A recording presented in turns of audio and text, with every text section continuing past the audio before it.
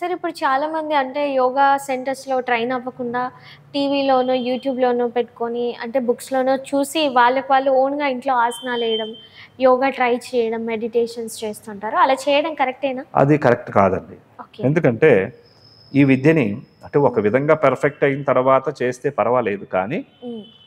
ప్రారంభంలో ఇలా చేయడం అనేది కరెక్ట్ కాదు. ఎందుకంటే వాళ్ళు చెప్పింది కరెక్టే కావచ్చు. వాళ్ళు చూసింది కరెక్ట్ కావచ్చు. హ్మ్. టీవీలో వచ్చిన ప్రోగ్రామ్ కరెక్టే. హ్మ్. వాళ్ళు టీవీలో చూసిన ప్రోగ్రాము కరెక్టే.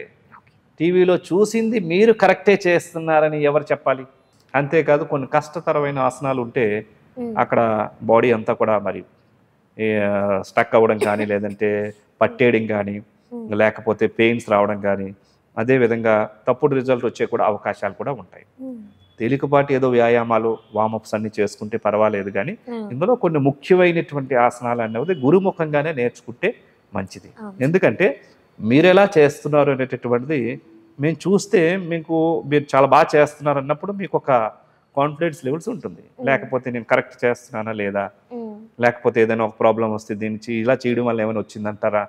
అన్న రకమైనటువంటి ఒక సంఘర్షణ అన్నది ఉంటూ ఉంటుంది. హ్మ్. కాబట్టి ఒకరు ఆచార్యుల యొక్క పర్యవేక్షణలో చేయడం అన్నది ఉత్తమమైనటువంటిది.